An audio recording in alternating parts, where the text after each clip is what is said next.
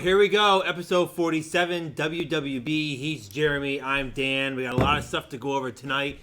Vince McMahon selling more stock. Paul Heyman, Hall of Fame. Sammy Guevara suspended for what? I don't know. All right. All coming up, starting now.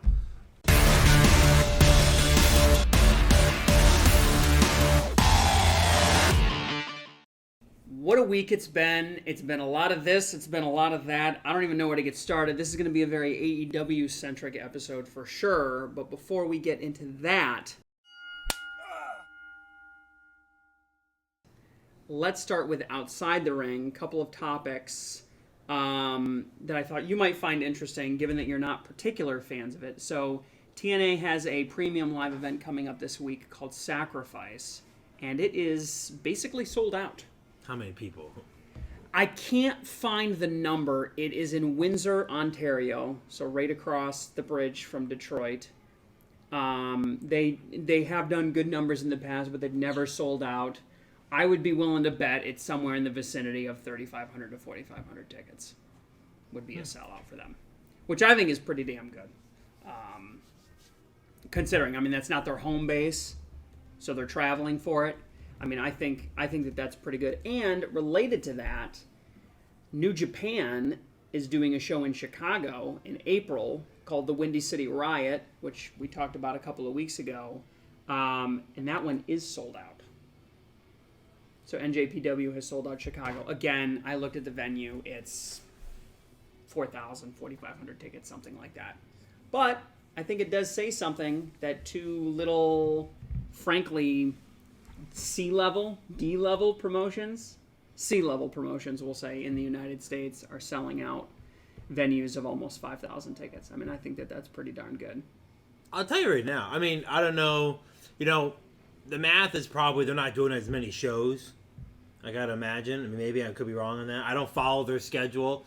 But when I look at, here's what I look at. They do one a month. They do one big one a month. And this isn't designed to be an AEW insult. But you look at WWE, sold out. Raw, sold out. Yeah, SmackDown, 10,000, 12,000 I know tickets. that The Rock was there last week and he's there, but it's sold out. And, you know, you look at these shows sold out. There's people watching wrestling. Yeah. I mean, in my opinion, wrestling right now is at an all-time high. I mean, people are involved. They're watching social media. People may not be watching the product on TV for the whole duration of the show. Like, I haven't watched a full Raw, I don't know about you, in probably 10 years. Yeah, it's been at least not in the last 5. And I'm certainly not spending 3 hours watching it. However, if I bought tickets, I would go see it. But I'm not watching a full 3-hour Raw. I'm going on social media and so on.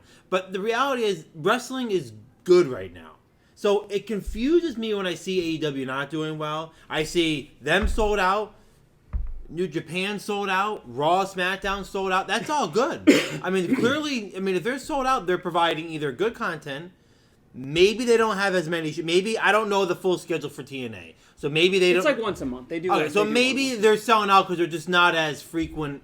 But then again, they're going to a location, and that location doesn't have that many shows. So like, I don't know if that really counts. But I think it's good. There's nothing wrong with being sold out. Nothing wrong. I think what you're saying, unless they're giving it away for free, but I don't think there's anything wrong with it. It sounds like what you're saying is maybe not quite as many people are watching the product, but there's more product awareness. Exactly. Right now, this, and I think this falls under it. The retail. No, I shouldn't say retail. Where people are spending their money right now, in its entire economy, is live events, sporting concerts, vacations. They're spending their money on social activities. They're not so much spending their money on retail right now. That's just the current trends. What I see here is what I read and so on. So, like, this right now doesn't surprise me. People, it's a social event. This has been a push, It's a live event. The experience. We want experiences. Right. I mean, call it post-COVID. Call it whatever you want to call it. I think people are getting back out and they're doing things again. WWE's leaning into that with the whole WrestleMania experience. Yeah. Come to the... I mean, they're building a whole week-long celebration around People are paying for live events right now, and they're going to them. So, I mean, when you see that intel and you see that information, I don't want to get too, because we're going to talk about it later, but when I see all this, it just makes me still baffled as to what's going on with AEW. I don't get it. I mean, there's clearly, we'll talk about it in a little bit, but there's clearly like a disconnect because these shows are selling out. WWE's selling out. Yeah, WrestleMania's. Why are we not sold out over here? I think night one is just broke the 58,000 tickets. And I'm not even talking like pay-per-views. I'm talking general shows. Yeah, you're right. You know what I mean? Like I'm talking like just in general, 10,000, like 12,000. I mean, even like TNA. That sounds like it's a pay-per-view, right? For TNA. Yeah. But still, I mean, I don't know. It seems like most of these promotions are on an upward, and the one's down. But it's good. I think it's good for TNA. They have a good stuff. They got a lot of stuff going. Let's talk about AEW in a minute because I don't think they're quite headed down yet, but they definitely are not going up as much as we're seeing across the other groups. Let's talk WWE for a minute. So, finally, I know we've been talking about it for a couple of weeks now. We're like, when are we going to start talking about Hall of Fame? When is that going to be a thing? Finally, they bring it out. They make their first announcement, their first Hall of Fame inductee for 2024, Paul Heyman. What do we think about that? I think a couple of things. I think it shows how important Paul Heyman is to Triple H. Everyone's been saying this is Triple H's class, his first class. This is his, all his. So the fact that Paul Heyman's the first one to go in on Triple H's selection, I think that shows a little bit of. I think Triple H trusts Paul Heyman. I think he believes in Paul Heyman and works very close to him on content. Whether he was executive director or not, Paul Heyman's always had a scene behind the scenes. He's always been involved. Since ECW got swallowed. Yeah. So for sure. 20 plus years. I mean, you look at what he did with Brock Lesnar. Paul Heyman's great at taking a superstar that's not camera friendly and microphone friendly. Roman Reigns, before the Bloodline, horrible on the mic. Like, he couldn't do a promo for shit. And same thing with Brock Lesnar. Like, you look at Brock Lesnar does not look good talking on the mic himself. Yeah, no. He looks good standing off to the side with a mean look on his face. That's what makes Brock Lesnar so great.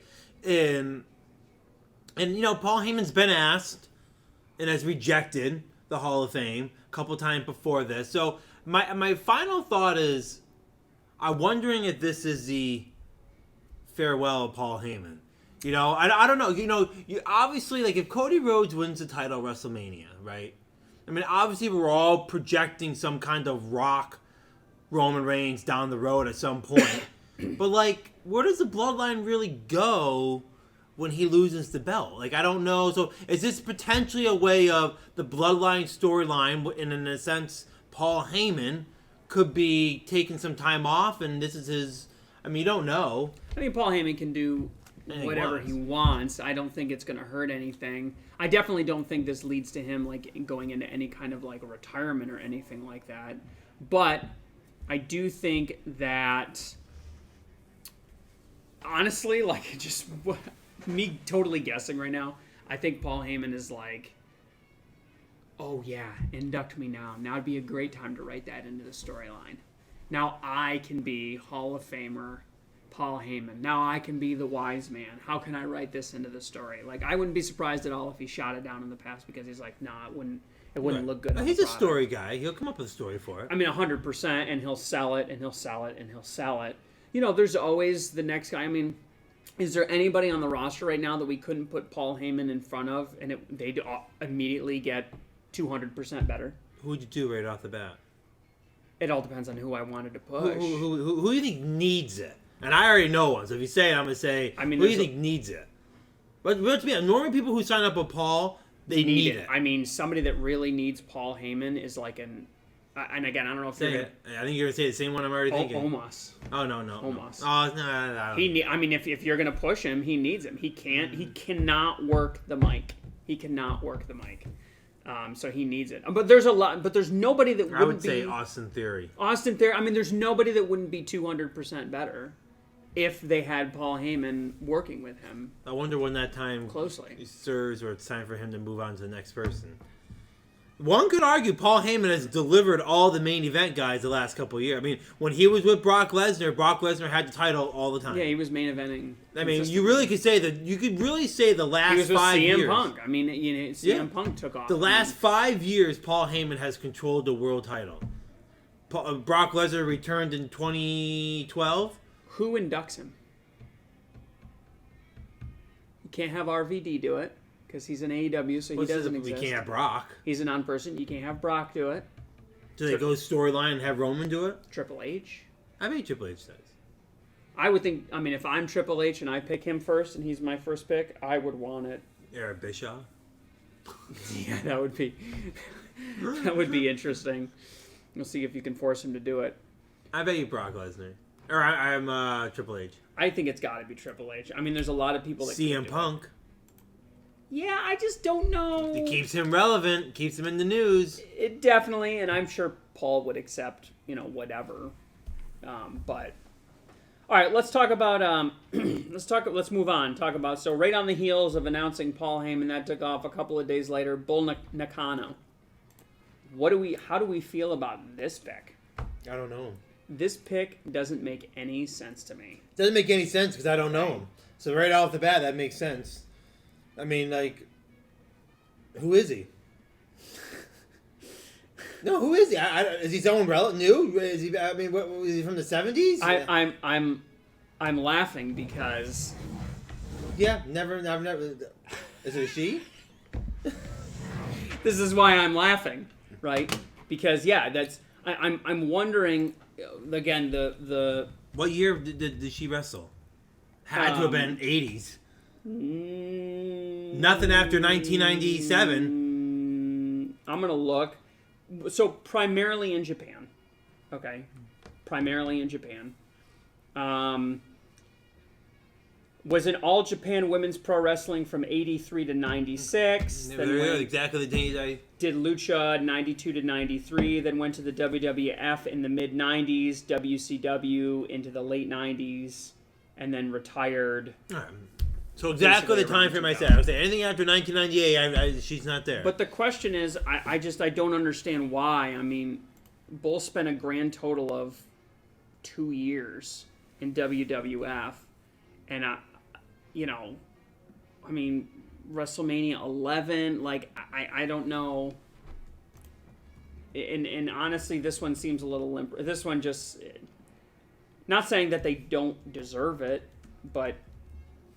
Quote, an unbelievable talent with an unforgettable look and a mean streak a mile long, Triple H wrote on Twitter. Isn't just one of the best women's wrestlers of all time, she's one of the best of all time, period. WWE Hall of Fame. So they're selling it, but former All Japan Women's Pro Wrestling Champion, CMLL Women's World Champion, WWF Women's Champion. I'm not sure. Makes no sense. But, I mean, hey, we've already talked about that they're running out of people to put in the Hall of Fame. They really are. Maybe there's some closeness with Triple H here, if this is his pick or something. I mean, I have to imagine somebody comes to him with a list as long as your arm and says, let's start narrowing this down. You know what I'm saying? I think it's knocking off some check marks. Maybe. I don't know if somebody's back is getting scratched or something. Again, not saying... I mean, there are people that I think are less deserving in the Hall of Fame right now, but... It just doesn't. Yeah. I don't know why now. I don't have much to say in this one because I don't know. It seems like it's baffling. Well, maybe you got something to say about this. So WWE, it looks like is looking to return to Saudi Arabia in late May. You know what bothers me about this storyline every time I read it? Is do they not know 6 months in advance that they're going to Saudi Arabia or whatever? I mean. You know what? In 2 months, we're gonna go. I mean, that's not a lot of time to plan a show and get tickets. I guess I'm just baffled on. I mean, maybe it's considering a return in late May. Well, that's 2.5 months from now. So when are they gonna make that decision? Isn't that a decision that should be 6 to 8 months before? I think if you're gonna go to an American city or a major European city, yes. But I don't think the same rules apply in Saudi Arabia. Maybe not. It's a different world. It's always been this way. Anytime I see these headlines, it's always 2 months before the projected think about date. this. Think about this for a second. This is a monarchy. A guy waves his hand, and literally millions of people jump into action. So if you wanted to say, if you don't secure a date, you could... I'm sorry, sir. We have a soccer game planned for that day. No, you don't. No, you don't. The stadium's clear now. Right? Well, we don't know if it's going to be prepared in time. Double your staff. Make it prepared in time. You know what I'm saying? Like, Right. magic happens in this environment. So, yeah, could you just be like, well, are we going to have it in Paris or are we going to have it in New York City? Yeah, you can't do that. But in a place like Saudi Arabia, you can. I think that you can do that. You know what I mean? He just waves his hand and goes, make it happen. And everybody kills themselves to make it happen. So, I mean, I guess. I think that they probably said, okay, we're going to have 1 or 2 shows in 2024. And WWE is probably in negotiation with, like, hey, where do we have room? Because you got to remember, if the prince is going to ask for the moon as far as what's going to occur, and we don't know what requests are happening behind the scenes, but if the WWE is tied to them in some way, what's the best place to have it? On the heels of WrestleMania is probably the best time to have it. You know? So you got WrestleMania, you got presumably Backlash. I just hate the whole idea of that show. I really do. You got presumably Backlash, which would be in early May, and then you jump out for late May. Maybe you even take June off and get ready, you know, the setup for SummerSlam, right, which is going to be in early August. Yep. Maybe do another C-level show in July.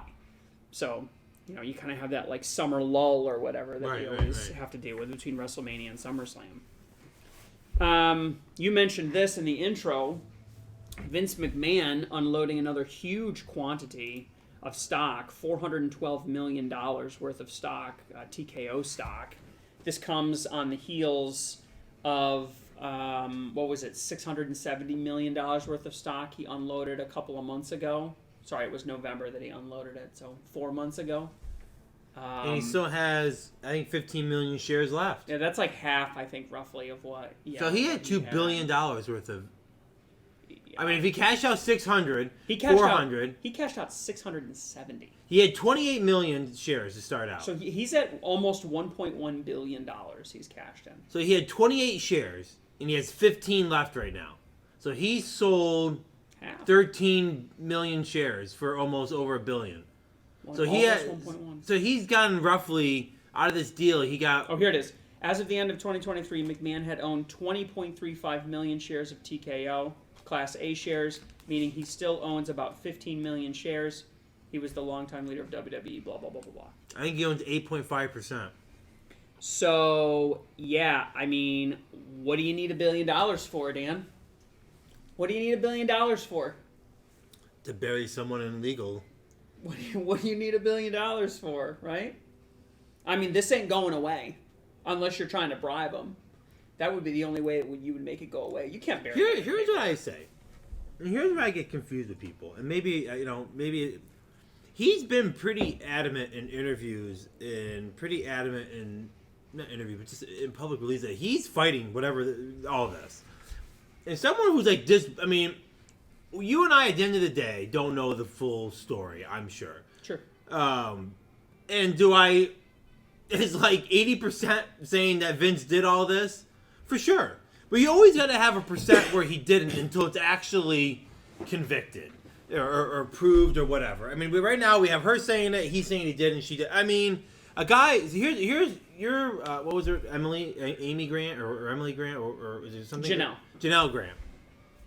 She's going up against a guy who can have $1 billion. Now, I don't know what, maybe he paid off debt, maybe he didn't, maybe it's something else he's doing, but like, if he really didn't do it, he's going to put all his money into legal, delaying, motions, lawsuits. Like, I wonder if he's trying to bury her in legal fees. Because he's obviously going to be able, he has money. I think he's getting pressure from the board to get Sell out. it? To get out. Because if every time he does something like this, what does the press do? They run to Shapiro. And they say, hey, Shapiro, Vince just sold a gajillion dollars worth of stock. What do you think? And Shapiro has to go, we don't know who he is. He's not associated with the company. He's his own person. Yeah, but you can't make him sell it. I mean you're basically stopping him from making money. You can't make him sell it, but you can apply pressure to him to sell it, right? You can. I mean, I don't know. I don't know if they're in the position to. What are they going to tank it? Oh, we're going to tank it. You better sell it now. Like, what? They're not going to tank their own stock. Him selling it would, at least temporarily, tank it, right? He would sell it. That would drop the value of the stock. I don't know who's buying it. Maybe I think TKO's. It was down 8 points. It was down 8.something%. I think the other day. Maybe TKO's buying it. Maybe this is part of some weird buyback program where they're trying to keep their stock boosted. I don't know. They bought it all last time. I think they did too. Yeah.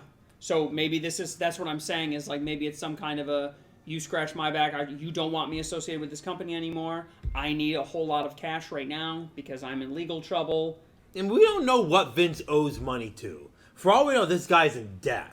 We don't know. I mean, we really don't know. I mean, what baffles me, I don't know about you, but no one knows where Vince spends his money. You don't know what's cooking. You never hear any, like, oh, Vince bought a $38 million man. You don't know, is he giving that money to Linda to keep her happy? I mean, are they going to get a divorce and now he's trying to they're not even together everything? From what I can tell. I mean, they haven't been for years, but are they going to legally separate? Because remember, maybe you don't remember, but the biggest argument that Vince had was she's going, if she leaves me, she's taking the company. She's taking at least half the company and I'll lose my controlling stake. Because she's going to take half of my stake. So then now it's my kids and her and a couple other really, Class A level investors. Yeah. And so he's going to lose the company. Well, the company's gone now. Right. So you're not selling WWE, you're selling TKO. So your priorities kind of shift. So I can't help but wonder, is he trying to cash out so that he can just be done with it?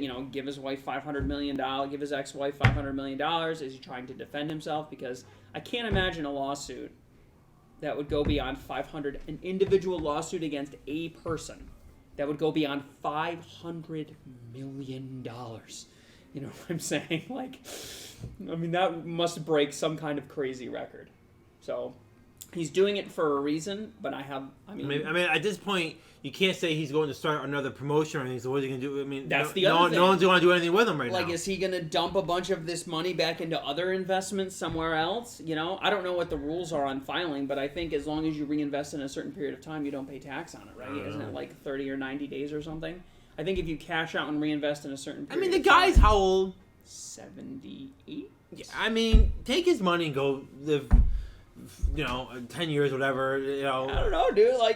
But if you're going to live forever, which is probably what Vince thinks, I don't know. It's just he's 78 years old. What's he trying to do? Just cash out, go do whatever. Try to defend his good name, presumably. It's funny. I don't want to go too off topic and waste time, but I was watching a video last night on YouTube, the return to Shane McMahon. Remember when Shane came back? Yeah. When Stephanie was getting awarded that trophy? Was that... That's 2016, before Summer. No, it was before WrestleMania. No, before WrestleMania. It was before WrestleMania? Because Shane went on to face Undertaker. And, he came down the ring and I said to myself, there are 3 people right there that you'll never see in the ring again. You'll never see Vince come down. I doubt you'll ever see Stephanie or Shane, just by association, if this is all, this stuff comes out to be true. It's there's a dynasty that just you'll never see in wrestling anymore. Come down to the ring. The McMahons out on the ring. It used to be a common occurrence every Monday. You won't see it anymore. It's so weird. It's there'll be an interesting book or movie about that one day. The details are going to flow soon. They just got crushed under the weight of their own inadequacies or something Story after story will start coming. I can't wait to hear the McMahon stories. Star that collapses or something into a black back hole. scenes. Yeah. Well, one other thing I'll note related to WWE. So I mentioned Shapiro and how he always gets asked about, every time Vince sells shares. Well, now it appears he's shopping around WWE PLE rights. Apparently, he's been quite public about this. Apparently, he's feels that the agreement that they have with Peacock is severely underpriced, especially given that they're massively performing and exceeding Peacock owners' expectations.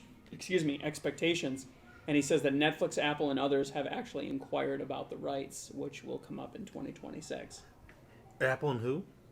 Apple, Netflix, and others. Presumably Prime or somebody else that's in the business, maybe Disney.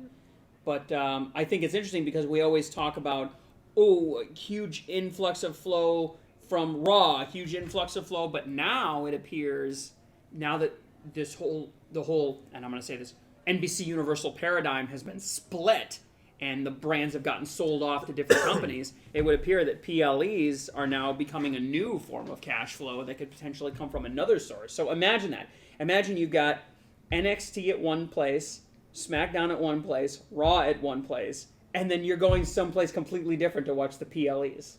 Completely unassociated with any of the 3. I don't like that. Isn't that nuts? It's crazy. It's great from a business standpoint, but as a consumer, I don't like that.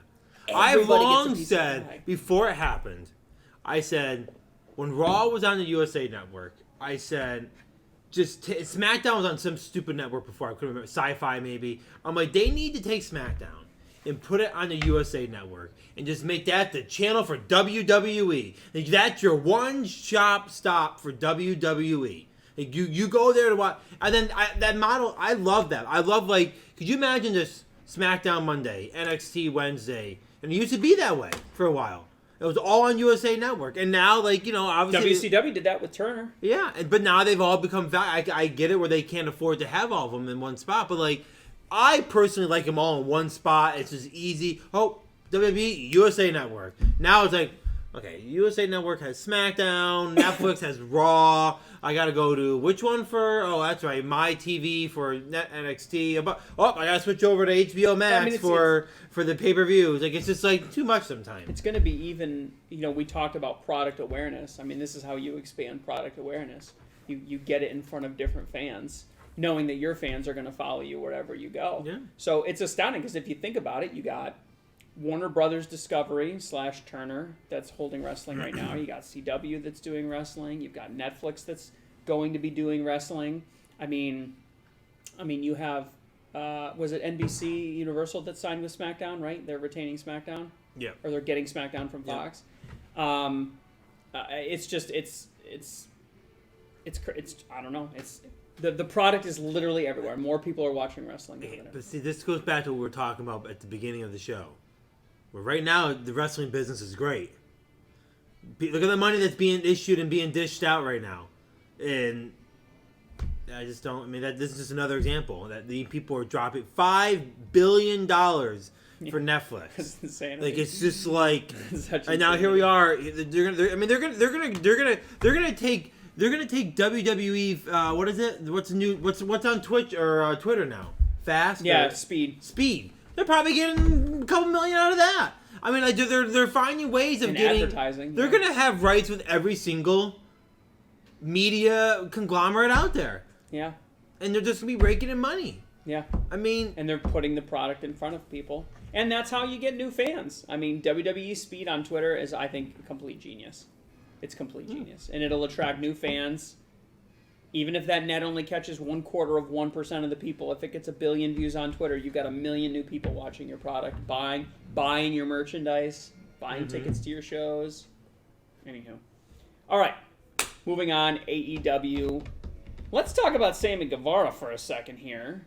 So, apparently Sammy Guevara has been suspended over not following concussion protocol in relation to the incident with Jeff Hardy. Okay.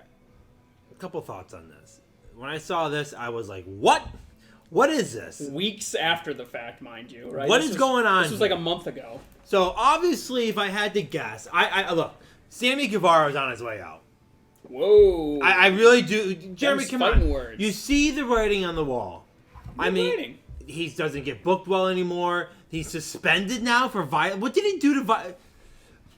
I'm sorry, but there must be some tension going on backstage, because why else would you be suspended for just... When's the last time someone got suspended for a move going wrong?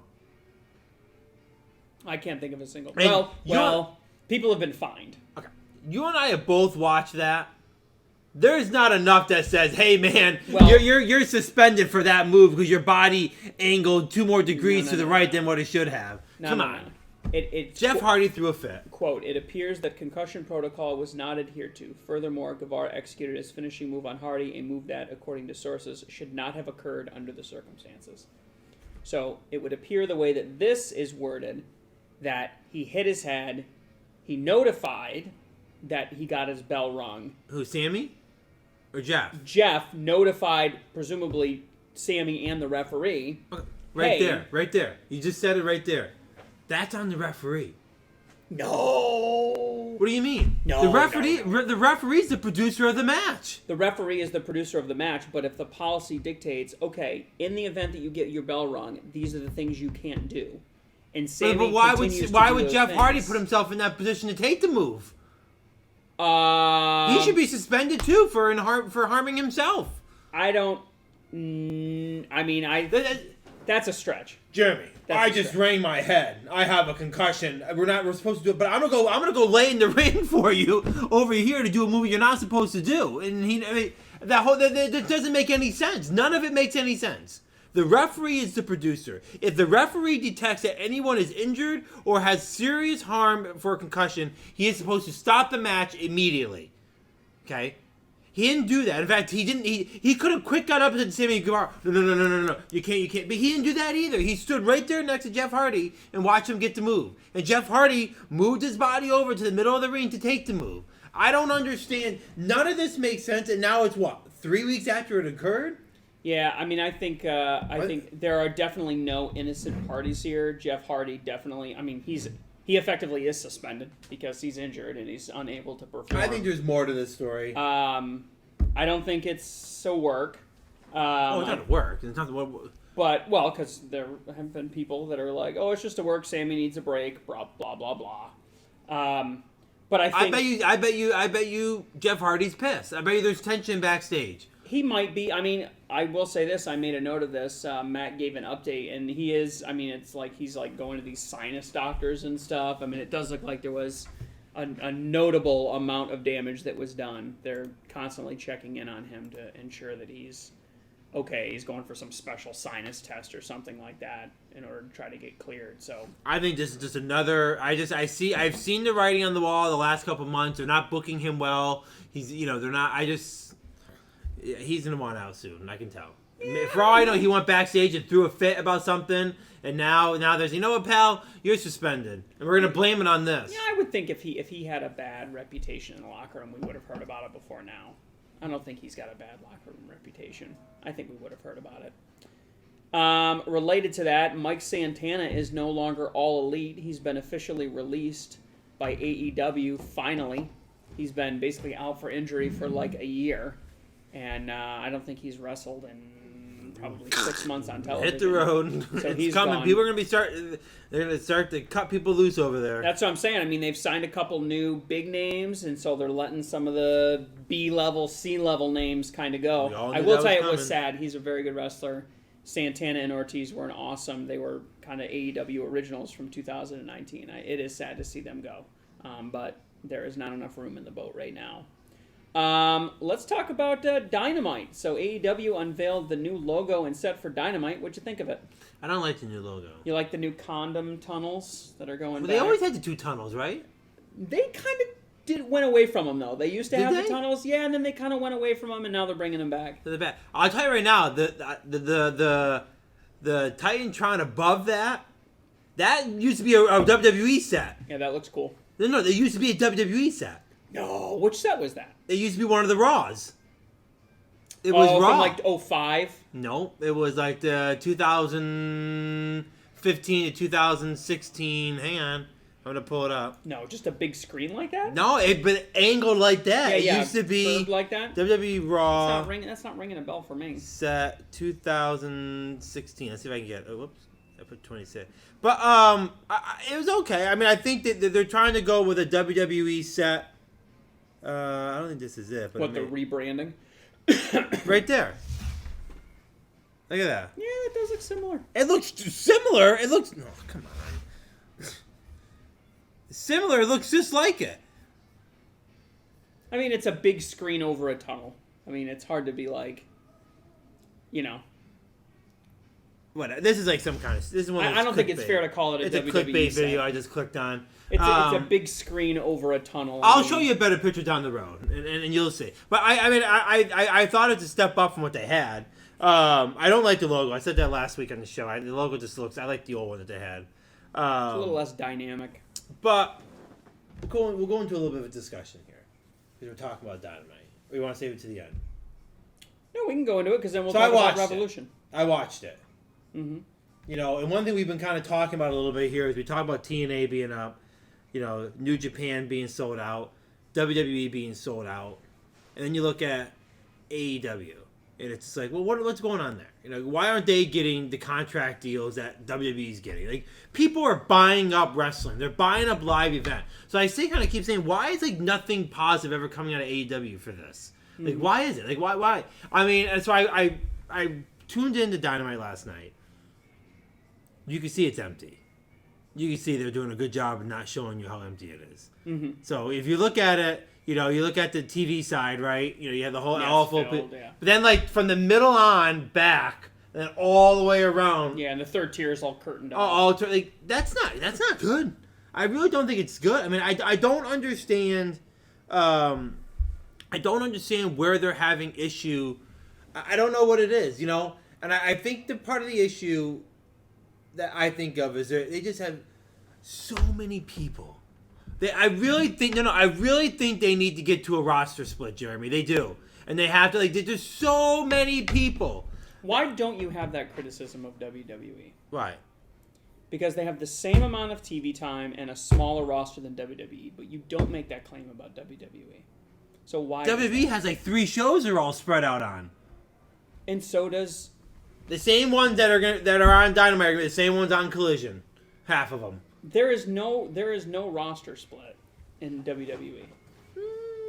The only one that you could potentially claim are the champions. The champions stay in their lane. They kind of stay on their shows. And there's a primary faction, but mid-level guys, even upper-level guys, like ex-champions that are still like upper mid, you could see them in any. You can see them on any show. I don't. Okay.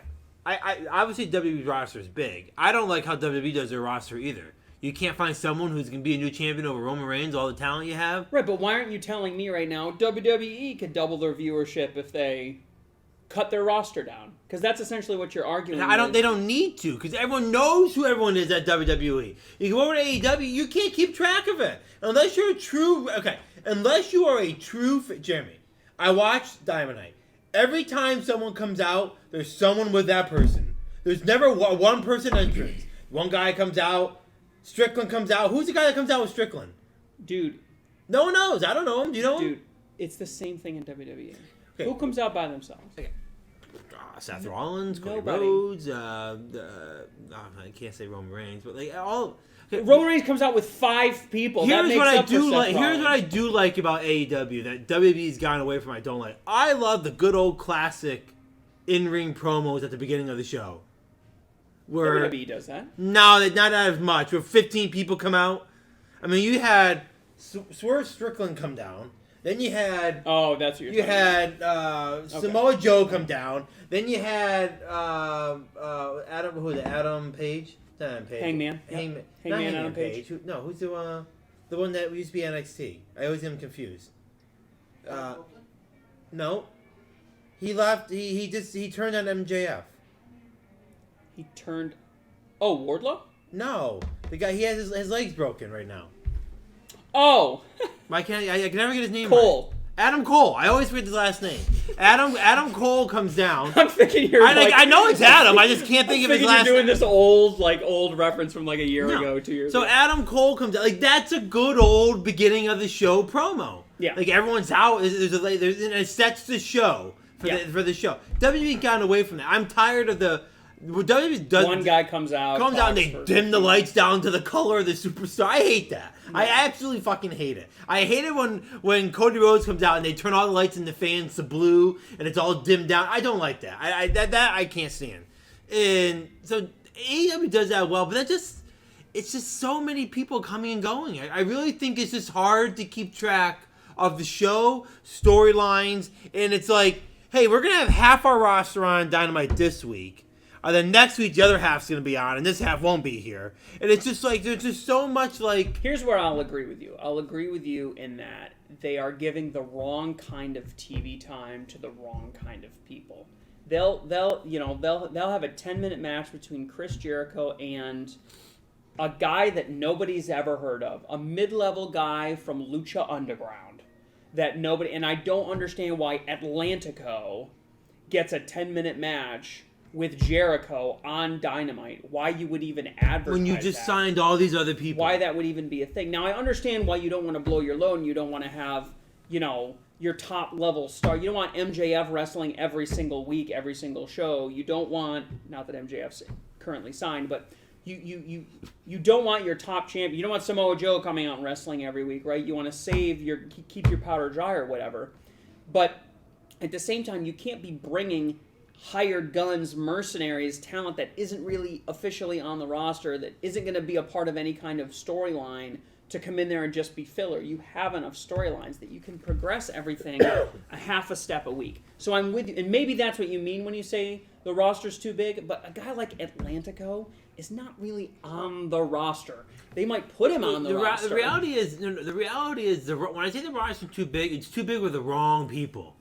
They don't have enough small, medium, big. It's like it's all stacked on the big. Yeah. And like half of them aren't even there anymore. Yeah. I mean, half of them aren't even there. I mean, what's going to happen when Kenny Omega shows back up and MJF and Adam Copeland and all like who's leaving the show? Kenny Omega's there now. Okada's there now. There's just too much. There's just way too much. Yeah, and that's why you see it breaking into the Christian and then we want to sign more. It's like I don't really get. They're trying to make Wardlow big now. Right. It's like I don't understand. It's just way too much going on, and. Orange Cassidy. And I'm glad he made a joke because I was about to tear him apart in the text message with you, me, and Matt. Is Eddie fucking Kingston comes down. Eddie Kingston. And I said, what the fuck is this guy wearing? And he's coming down in sweatpants and Timberlands. That's him, dressed man. like a hillbilly. That's him, and I'm like, man. what is this guy doing? And then he made a comment and we got in. Yes, I'm wearing sweatpants. I'm just like, what is this guy? This guy, I cannot stand this guy. I really can't. I cannot stand him. He's the Kevin Owens. It's worse than that. I can't even. He's the everyman. I can't take it. You should be able to identify. Where's his belts? He can't get. They're too heavy. He has 3 belts. Doesn't walk out a single one of them. I mean, come on. Because he's the everyman. I mean, that's my other issue. They're at home, hanging on the wall by his and fishing pole. And I know. I wish Matt was here because Matt's the one that likes to shit on, or maybe it was Adam who likes to shit on. Everyone has a belt. Everyone has a belt at AEW. Yeah. Everybody has a belt. I can't keep track of what belts is what. I mean, can you? Well, with AEW, they bring in belts. It's just the Ring of Honor and this and New World whatever over here and 3-time Triple X champion. Like, I can't keep track of the goddamn belts at AEW. Even you, I can tell the look on your face. You know, there's a lot of belts over there. Everyone has a belt. Yeah, I think they need to readjust. It's weird looking at like the pictures that you and Matt said. It's this match, this match, this match, this match. Like there's a belt in every one. Yeah, Revolution is the best example. There was one match that didn't have a belt. Yeah. It's just like it's so like every promo someone's had a belt. I'm like, what belt's that? What title they have? And then I haven't watched enough AEW to really know. If I start watching every week, I'll probably pick up. Oh yeah, that's but like there's just a lot. And I'm sorry, but Tony Schiavone in the ring every 5 minutes. I was like, okay, what is going on? This guy doesn't even do that many interviews in the ring. They have kind of dropped it because remember they used to have a trios championship, and they just kind of dropped. Like they don't really compete for the trios championship anymore. I would say it's a quiet belt. They don't really, but they don't dilute it to the point of having like a 24/7 belt or anything. It's not terrible. I don't understand why AEW is in the spot they're in. I just think it's just very chaotic and very confusing over there right now. I just think they have way too much stuff going on, way too many belts, too much integration with other. They need to focus on AEW and focus on 4 to 5 main titles, and that's it. It's just time. I think in 10 or make years, it a 3-hour show. In 5 years and 10 years, they're going to be filling up 10,000 seat arenas, just like WWE is. But it takes time to develop that IP. It takes time to make a guy as big as he could possibly. I mean, think about how big MJF has finally become, and it's taken 5 years to get to this point. And it's going to take 5 more years for him to get twice as big as he is now, and eventually, one day, maybe he'll get as big as Roman Reigns is. And it's taken Roman Reigns 15 years to get to the point. You're talking MJF, right? I referenced him specifically. I disagree. I think MJF is a lot bigger than you think he is. I think he's right up there. I mean, he is the best that AEW has, but he still pales in comparison to somebody at the top of WWE, right? I don't know. Like a Roman Reigns or a Seth Rollins. If MJF were to go with WWE, he's an instant right to the main title.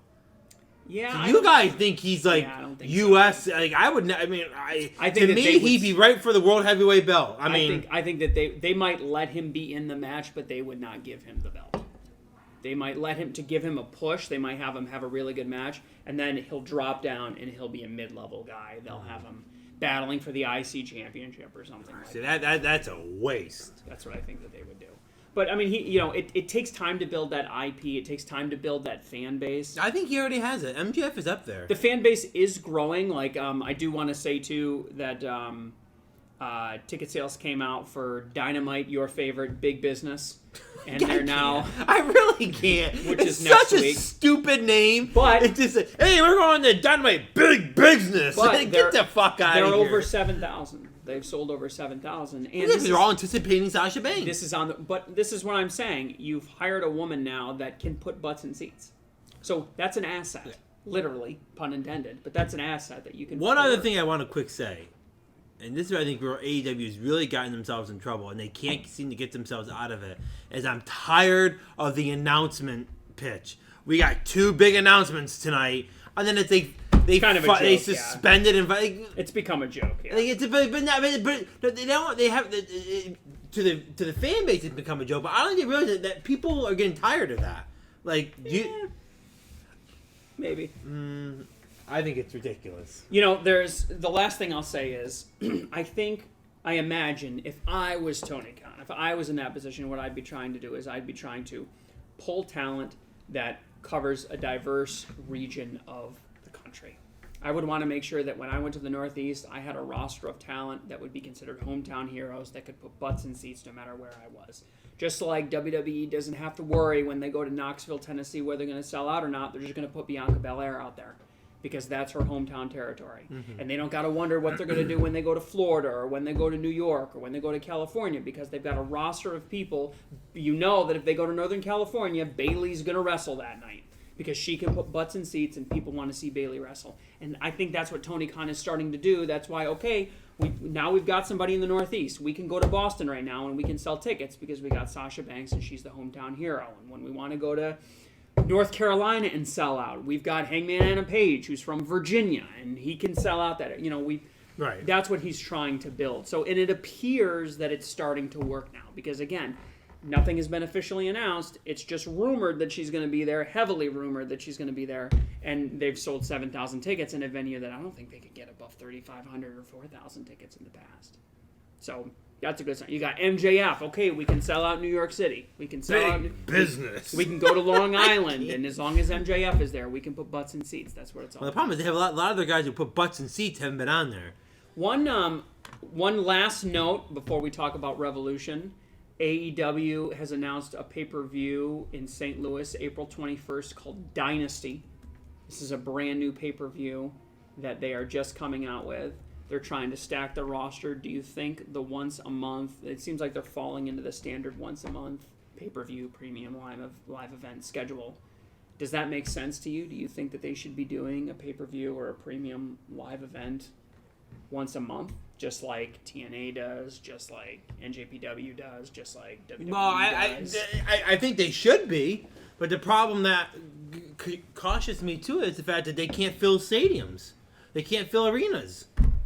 So I mean, they did with they have, right? And I'm not just talking about All In. I mean they sold out Greensboro for Revolution. Over 16,000 tickets. 16,115, I want to say, was the official count. I think their problem is maybe not so much pay-per-views. I think their problem is weekly shows. Yeah, they need to have that consistent revenue. You can't travel all the way to Phoenix, Arizona, and sell 3,000 tickets. You can't. That's sad that they can't do that. So that gives you there's a slight concern there. But yeah, I mean, if everyone else can do it one a month, they should. They definitely have the superstars to do it. Yeah, without having any filler. I mean, like, this Adam Copeland and Christian storyline still going on. I think we've been talking about 4 months ago. All right, let's start our conversation on Revolution. I want to read you a quote, and let's just cut right to the chase here. Let's not bury it. Sting had his last match. Okay, we'll run through it and we'll talk about who has the title. That's how we'll end the show. But I want to talk about Sting's last match for a moment, and I want to read you a quote from some commentary about that match, and I want you to tell me whether you would agree or disagree with it, all right? This is a criticism of Darby Allin. Okay? Here's why I'm finished with Darby Allin. Unlike most of these guys that AEW has jerked off in the indies, he's got some talent and some charisma. He has an appeal. As we've mentioned before years ago, we found out that it wasn't going to take place. If you produced him and you brought him along, he could be a dynamic underdog babyface that sells and blah, blah, blah, blah, blah. But they've made it so preposterous that nothing can stop him, and the littlest guy can come back from everything. Then we've gotten to know him as a person, as a human being. Darby Allin is the biggest effing moron that has ever stepped foot on the earth and drawn a breath. He's a goddamn mental case, and he ought to be put away somewhere for his own safety and for the safety of others. He's not producible because he's a complete idiot. Even if you tell him don't do this shit, you make the business look like shit, and you make it phony as F, and you're going to kill yourself, and we're going to lose our investment in you because you ain't going to be worth a shit. All these many reasons. He just wants to do this stuff because he doesn't care whether he hurts himself or not, which is the classic textbook definition of a fucking moron. So I cannot continue to support a guy that has some talent and some charisma and refuses to use it and refuses to set any example and refuses to do it the right way. Now, after all this, he's going to come back and finish the match, by the way. Then he got screwed up and he put everything out on the internet that he shouldn't interfere with him leaving next month, and he's going to go climb Mount Everest. I hope you do climb Mount Everest, you brainless twat. Sounds just like him. Yeah. So that is some criticism from Jim Cornette, obviously. If you didn't know, that's how Jim Cornette talks. Sounds just like him. Basically, his criticism is that Darby Allin's become like a Johnny Knoxville jackass type character, and that he's not adding to the business at all. That he's just a huge liability, and that he's stupid for doing it. And he doesn't listen to anything that anybody says. Agree or disagree? I think he's got to watch.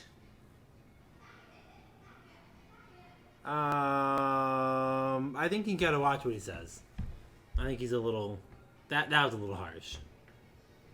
It gets even harsher. I mean, I skipped some stuff, but it gets very Jim Cornette-y.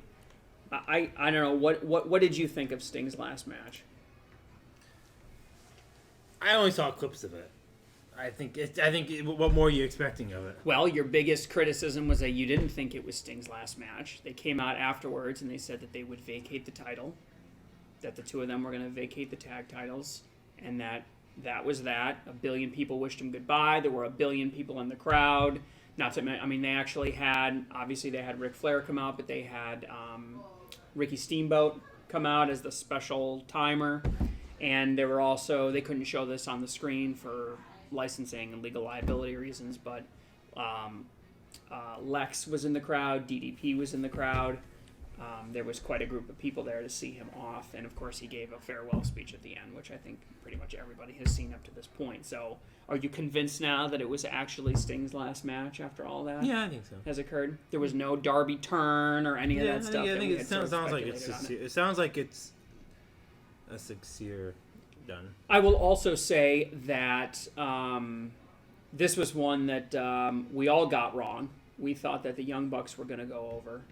And in reading some reporting on it, Sting didn't think he should go over. But everybody else I read that. wanted to put him over because it was his last match, which I thought was interesting. They kind of saw it as a sign of respect. The Bucks wanted him to go over. Darby wanted him to go over, all that stuff. Yeah, I read that he wanted to go over, and everyone else kind of was like, "No, we don't want you to lose your last match." So let's run through the show really quick. I know you didn't watch the whole thing. Christian Cage beat Daniel Garcia. No surprise there. We all predicted that. Eddie Kingston goes over Bryan Danielson. Again, we all predicted that. The 8-way match, which was supposed to be it became an all-star 8-man scramble for a world title shot, but it was supposed to be the Meat Madness match that got converted. Wardlow went over, which Matt successfully picked. So it looks like it's going to be Wardlow versus Samoa Joe, presumably at Dynasty at the end of April. So good pick on that, Matt. Orange Cassidy drops the title for the first time in forever. I mean, he's had that title for a long time. So we were wrong on that. Matt was right. Roderick Strong took it. And opposite, so you picked Jon Moxley and Claudio Castagnoli over FTR, and you were right on that. I thought that was a good match, actually. That was a good match. Timeless Tony Storm over Deonna Purrazzo. I was wrong on that. We all thought Will Ospreay would go over Takeshita. And Samoa Joe retains the title, and none of us thought Samoa Joe would retain the title. So at the end of the night, it was Matt with 5 out of 9 correct guesses, you with 4 out of 9, and me with a miserable 3 out of 9 correct guesses. What was your wager? You put a 1-point wager down. I put a 1 point on Sting. I put a 1 point on Darby Allin turning on Sting. That's right, Darby Allin, which did not happen. And I don't remember what Matt's was. Do you remember what Matt's was? Did you put a point on... Did you put a point on someone winning a match on Collision? Pena or Penta? Or... Yeah, that's right. He predicted, he predicted that Penta would be in the All-Star 8-Man, and it never happened. So the overall total, when you include our wager from the previous week as well, is Matt with 9 out of 13, Dan with 8 out of 13, and me with a glorious 6 out of 13, just under 50%. I am your new Divas champion for now. I've stripped the belt off of Dan. I don't know. What do you think, Dan? What did you think? I mean, you saw clips of the show. What did you I saw think clips. I didn't log in. The crowd was amazing. It made me think of Backlash. I have to tip my hat to Greensboro. They were on their feet, every single match. I mean, even the matches that were a little, like for instance, everybody was going crazy over the Ospreay Takeshita match. I did think it was a very good match. For me, it was kind of a low point, very technical, not a lot of story behind it and stuff. Crowd on their feet screaming. They were on their feet screaming for the Purrazzo-Tony Storm match. I mean, it was just on their feet going crazy the entire night. And Sting didn't take the stage until like after 11:30. I mean, they had already gone through the pre-show, the 2 additional pre-show matches that got added, even after we were, like, within, like, a day. It was the Bang Bang Scissor Gang versus Team TNA Private Party and Willie Mack, and Willow Nightingale and Chris Statlander versus Sky Blue and Julia Hart. So they literally sat through 1, 2, 3, 4, 5, 6, 7, 8, 9, 10 matches. And they were on their feet for the entire Sting match. I mean, they laid it out. It was like Backlash when they went to Puerto Rico last year. No, I think there was a lot of excitement for being his last match. It did not sound like 16,000 people. I mean, and even when people were recording videos and stuff, and the crowd was just on their feet. I mean, it really makes a huge difference having a crowd. They need to have more content like that. They were happy to say goodbye to Sting.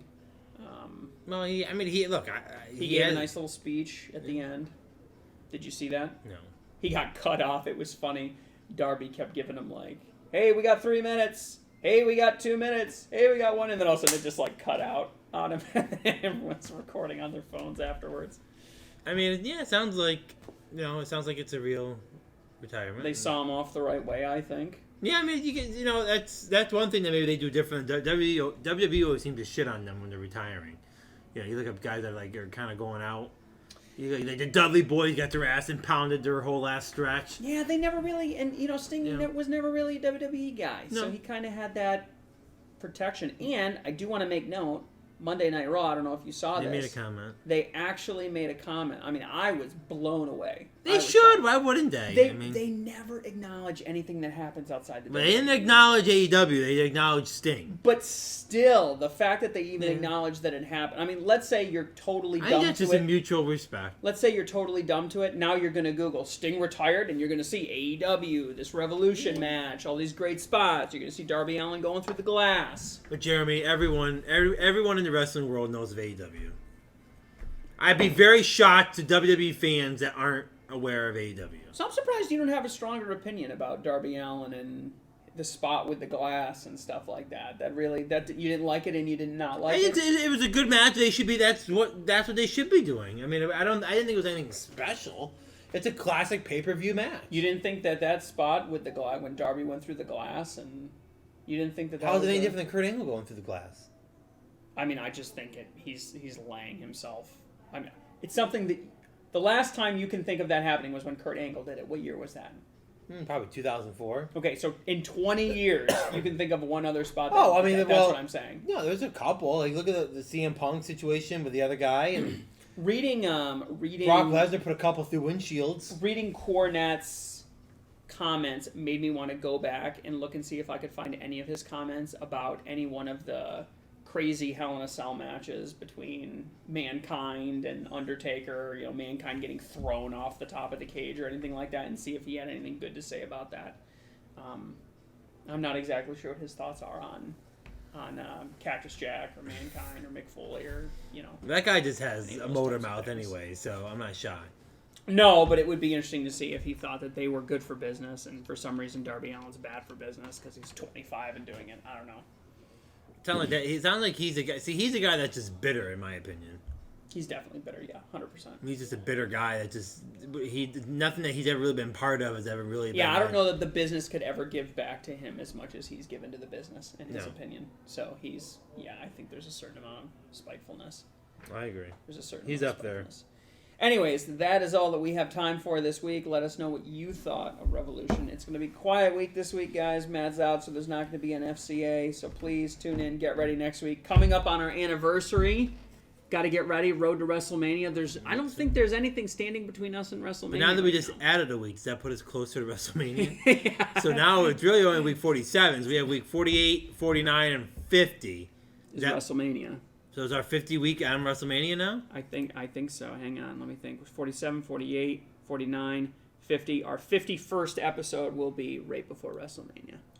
We'll be leading into WrestleMania. So it's a good time to tell you that none of this is recording, right? 4 more weeks of WrestleMania, and I'm ignoring that for my own self-esteem. 4 more weeks till WrestleMania. So it's coming. There's nothing between us and WrestleMania at this point on AEW or WWE, so it'll be interesting to see. We better have some good content on the weekly shows. What new comes out. So, all right, please keep watching, and we'll keep wrestling with the business. See you next time.